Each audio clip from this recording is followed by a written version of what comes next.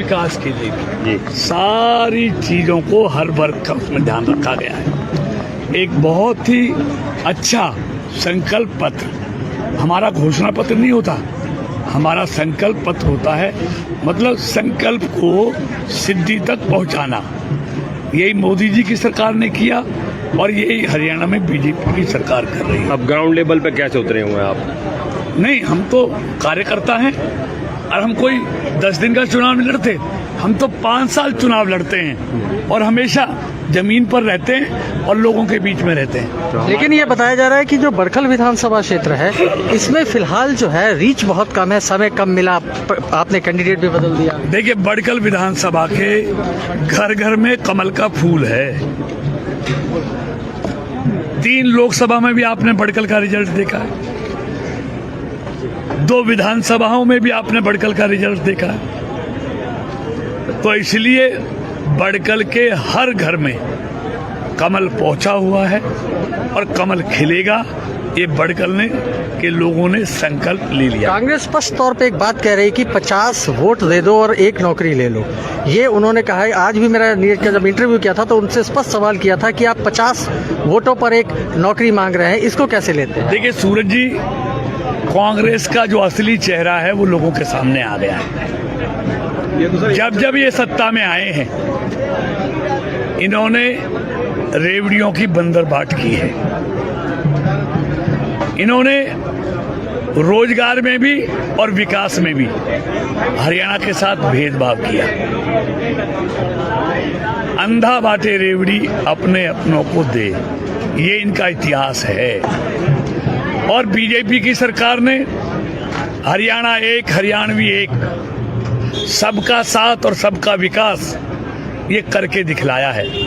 और एक समय 10 साल पहले वो था जब रोजगार और विकास सिर्फ कुछ दिलों तक सिमट कर रह गया था। लोग रोजगार के लिए तरसते थे, विकास के लिए तरसते थे। ये सबका साथ और सबका विकास ये भारतीय जनता पार्टी ने करके दिखाया है। और इससे ज्यादा ये अपने घोषणा पत्र में कुछ कहते हैं, इन्होंने 2 लाख नौकरियों का वादा किया। बिल्कुल किया, लेकिन हमने भी 2 लाख नौकरियों का वादा किया है, लेकिन साथ में लिखा है बगैर खर्ची बगैर पर्ची, ये लिखित में है। काबिलियत के आधार पर हमने रोजगार दिया और देंगे, लेकिन इन्होंने रोजगार देने का वादा किया है, उसमें कहीं भी ये नहीं है काबिलियत के आधार पर या बगैर खर्ची बगैर पर्ची के आधार पर, ये लिखा नहीं है। इसलिए इनके सीटिंग विधायकों ने इनका चेहरा बता दिया है, जिन्होंने जनता की सभाओं में कहा है कि हम खर्ची और पर्ची पर रोजगार देंगे और 50 वोट दो, नौकरी लो। मेरे हिस्से में 2000 नौकरी आएंगी, वोट दो, खर्ची दो, पर्ची ले जाओ। ये इनके एमएलए कह रहे हैं, सीटिंग एमएलए। और दूसरा एमएलए असंध से है, वो क्या कहता है कि सबसे पहले मैं अपने रिश्तेदारों को, अपने परिवार के लोगों का, उनका भला करूंगा, फिर कुछ सोचूंगा।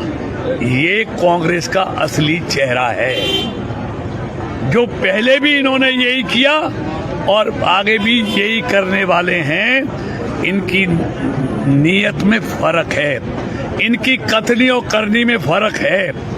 आप देखेंगे, इन्होंने वादा 2022 में हिमाचल के लोगों से किया कि हम हर बहन को हर महीने 1500 रुपए देंगे, हम हर घर को 300 बिजली यूनिट मुफ्त में देंगे। वो हरियाणा में भी किया। हिमाचल में जाओ सूरज जी, 2 साल हो गए, 2024 आ गया, अभी ना किसी बहन को 1500 रुपए दिए हैं, ना किसी की 300 यूनिट बिजली फ्री की है। यही तेलंगाना में किया, यही कर्नाटक में किया। ये वोट पाओ और गायब हो जाओ, ये इनकी नीति है, नीति। और भारतीय जनता पार्टी ने जो किया उसको पूरा किया। सेंटर में आपकी सरकार है। एक सेकंड में लास्ट सवाल है, अंतिम है। फरीदाबाद से जो क्या कहेंगे इसको? 20 गारंटी की बात कर रहे हैं, कांग्रेस पार्टी है। देखिए, हाँ, गारंटी के वादे कर रही है। हमारा संकल्प है हाँ जी, और संकल्प को हम सिद्धि तक पहुंचाते हैं। हमारा संकल्प था भारतीय जनता पार्टी का, अगर हमको मौका मिलेगा तो अयोध्या में भव्य मंदिर बनाएंगे, हमको मौका मिलेगा तो 370 कश्मीर से हटाएंगे। और ये क्या कह रहे हैं, ये उस पार्टी के साथ मिलकर चुनाव लड़ रहे हैं जिस पार्टी ने अपने घोषणा पत्र में कहा है, नेशनल कॉन्फ्रेंस ने, हम आएंगे तो 370 को फिर लागू करेंगे, हम आएंगे तो कश्मीर में 2 झंडे फहराएंगे, हम आएंगे तो आतंकवादियों को जेलों से रिहा करेंगे, हम आएंगे तो पत्थरबाजों को नौकरी देंगे। कांग्रेस बताएगी जो नेशनल कॉन्फ्रेंस ने किया है, क्या कांग्रेस 370 को फिर लागू करेगी, आतंकवादियों का साथ देगी, पत्थरबाजों का साथ देगी? ये कांग्रेस को बताना पड़ेगा। मंत्री जी, फरीदाबाद का सवाल है बड़कल का। जो लोग टिकट के दावेदार थे बड़कल से, कल वो मंच पर नजर नहीं आए, क्या अभी तक नाराज चल रहे हैं क्या वो? नहीं, हमारा कोई कार्यकर्ता नाराज नहीं है, सब पार्टी के लोग हैं, सब पार्टी के काम में लगे हुए हैं, इसलिए कोई कार्यकर्ता पार्टी के खिलाफ नहीं है, सब कमल के साथ है और सब कमल को जिताएंगे।